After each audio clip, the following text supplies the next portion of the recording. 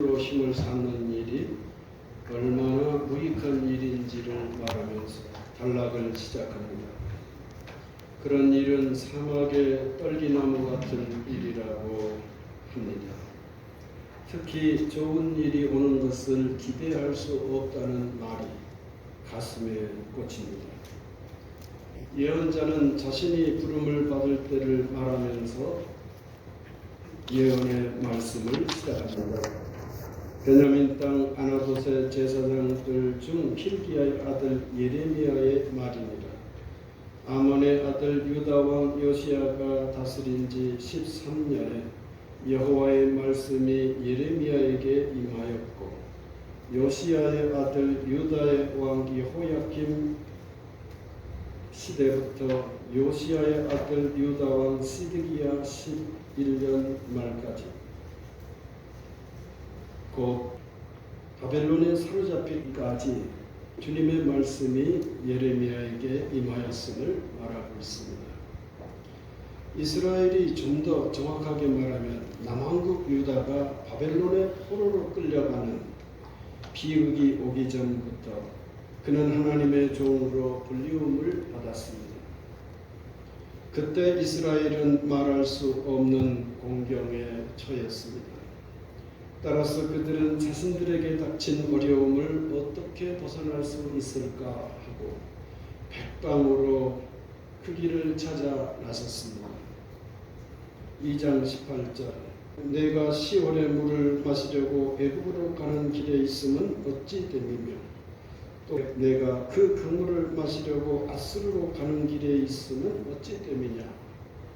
36절 내가 어찌하여 내 길을 바꾸어 부지런히 돌아다니느냐. 내가 아스루로 말미암아 수치를 당함같이 또한 애굽으로 말미암아 수치를 당할 것이라 이렇게 말씀하십니다. 오늘 단락의 말씀은 저들의 이런 노력이 과연 어떤 것인지를 가감없이 폭로하는 내용이고 그것의 압축 파일과 같다 하겠습니다. 만물보다 거짓되고 부패한 것은 마음이라. 이 구절은 예수님께서 진단한 내용에 방불할 정도입니다. 요한복음이 전하는 말씀은 우리의 심금을 울리는 그야말로 안타까운 내용입니다.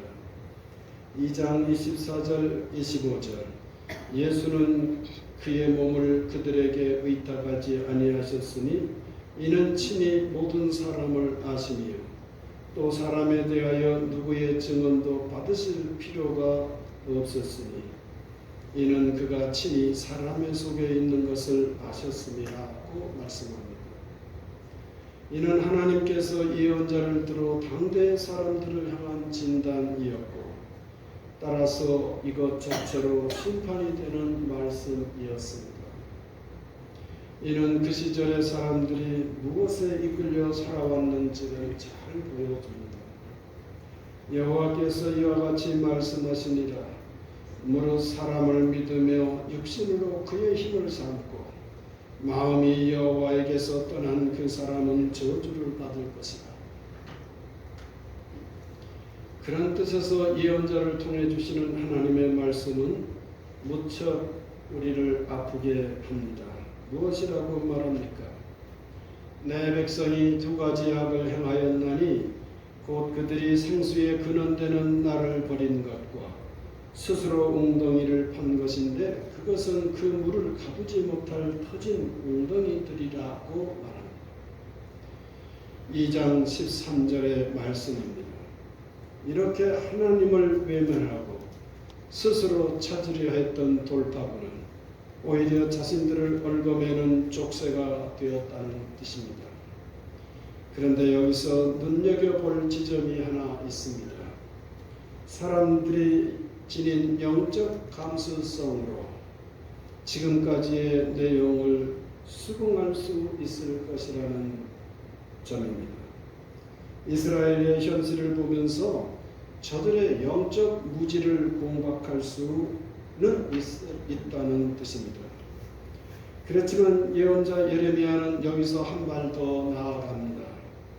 그는 이어서 기도하고 있는데 우리는 이것까지 볼 수 있어야 합니다. 영화로우신 보좌여, 시작부터 높이 계시며 우리의 송소이시며 이스라엘의 소망이신 여호와여, 무릇 주를 버리는 자는 다 수치를 당할 것이라. 사람에게는 하나님께서 허락하신 질서가 존재합니다. 그것은 바로 영적 감수성이라고 하겠습니다. 전도서는 이렇게 말합니다. 하나님이 모든 것을 지으시되 때를 따라 아름답게 하셨고 또 사람에게는 영원을 사모하는 마음을 주셨느니라. 하나님의 질서인 것입니다.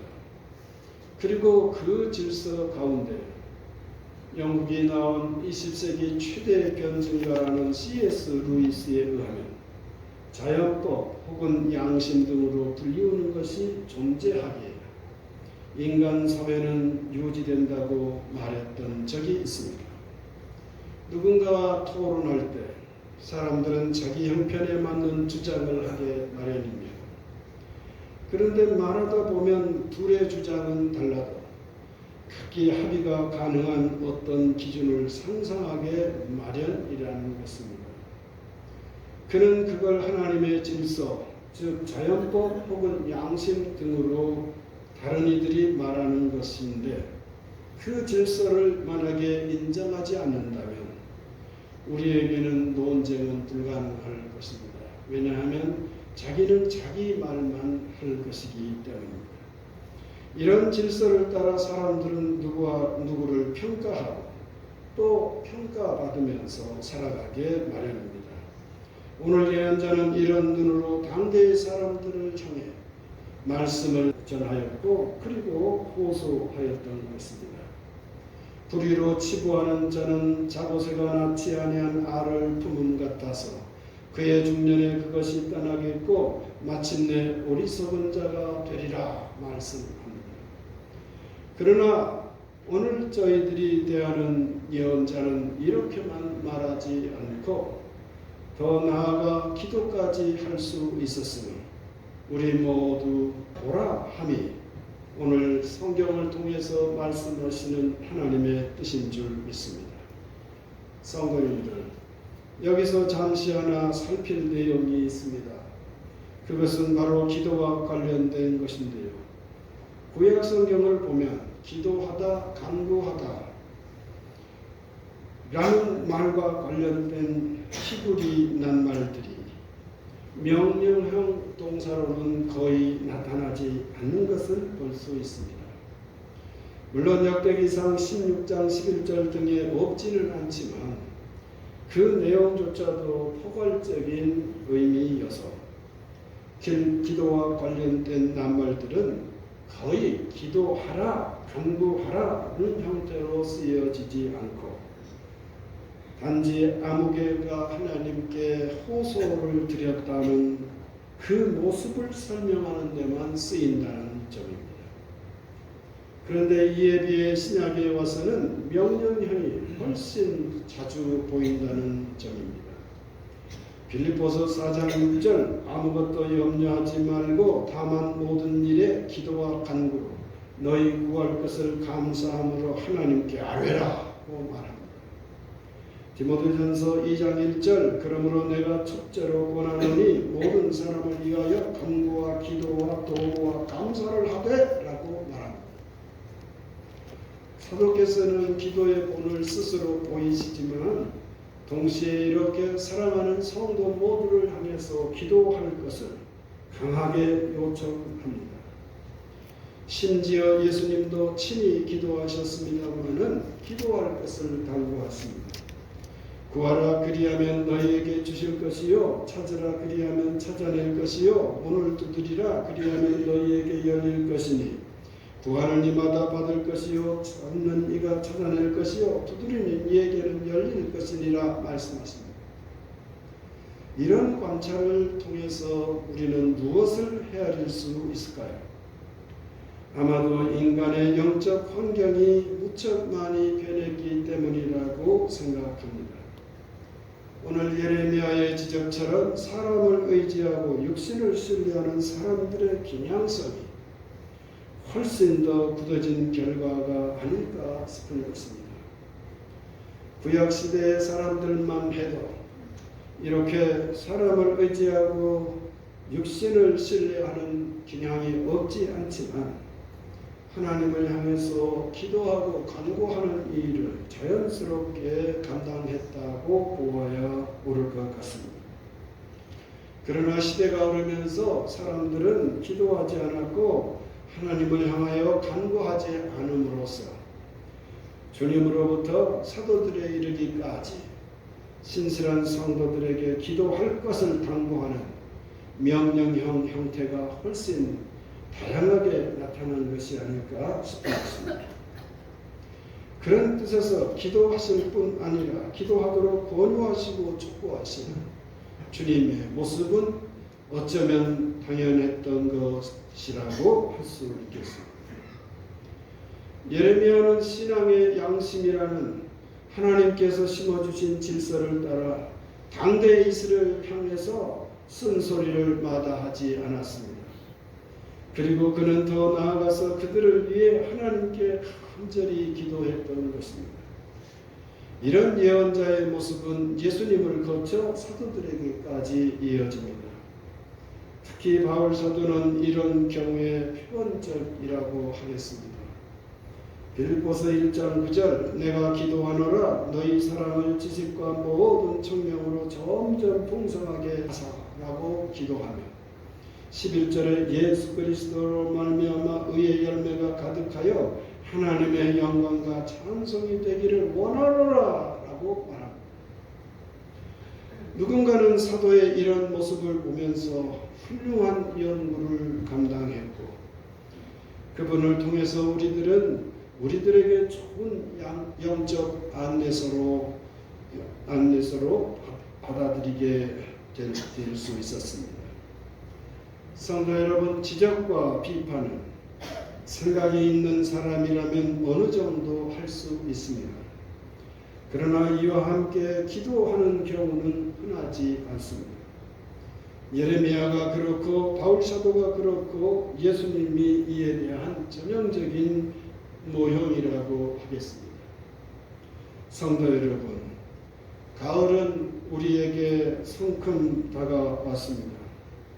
한여름의 폭염, 한여름의 더위를 견뎌내고 이처럼 맑은 계절을 누리기까지 이르신 성도 여러분을 축하드리고 싶습니다.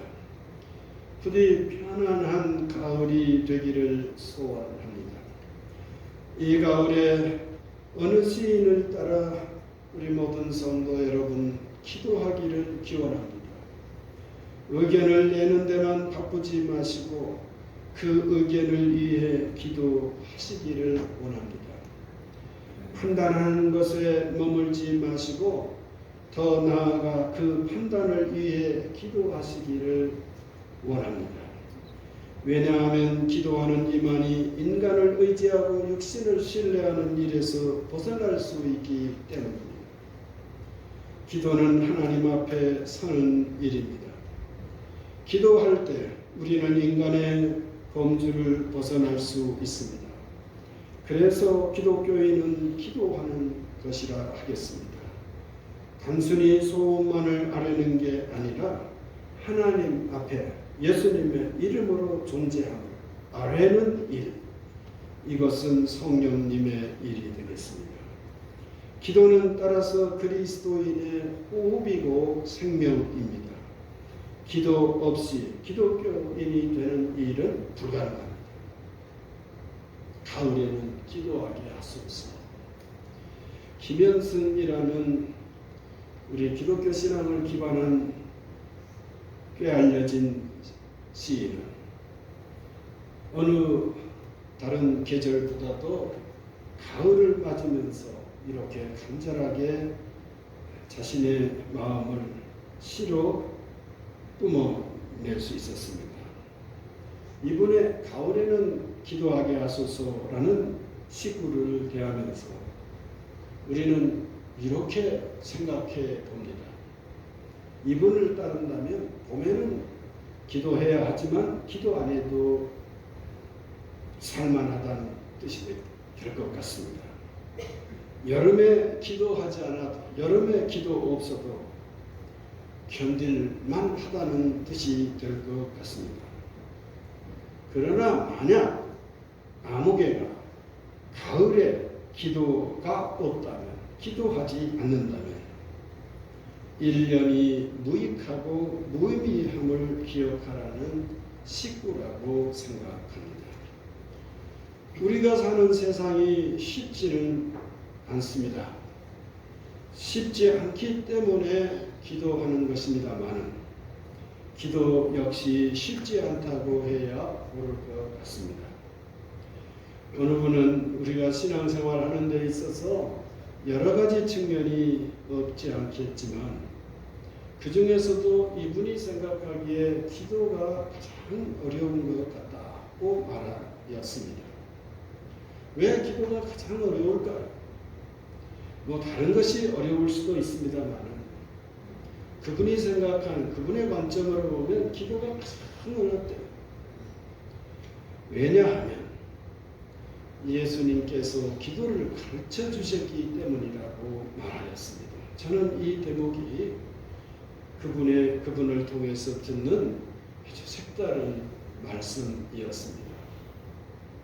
기도가 어렵다면 그것은 주님께서 친히 기도를 가르쳐 주셨기 때문이라는 말씀 곰곰이 생각해 보시기 바랍니다. 보통 쉬운 건 가르치지 않지 않습니까? 쉽다면 가르치지 않아도 될 일입니다. 어려운 일이기에 가르치고 그리고 본을 보이고 그리고 때로는 명령하십니다.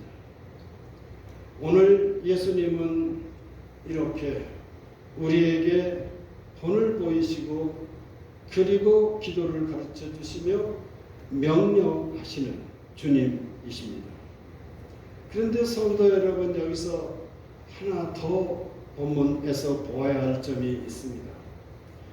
예수님은 대접을 받고자 하는 대로 남을 대접하라는 말씀을 이 기도 단락에서 마무리 짓듯 하고 계신다는 점입니다. 이 내용이 왜 기도와 간구의 단락에 담겼을까를 주목해야 합니다. 이 일은 즉 내가 누군가로부터 대접을 받고자 하는 대로 누군가를 남을 대접하는 일은 마냥 쉽게 되는 일이 아니기 때문입니다. 그래서 우리는 이렇게 정리해 볼 수 있습니다. 기도와 대접하는 일은 두 가지 공통점이 있습니다. 첫째는 이게 쉽지 않다는 뜻이고, 둘째, 기도가 가장 좋은 대접이라는 뜻일 수 있다는 의미입니다.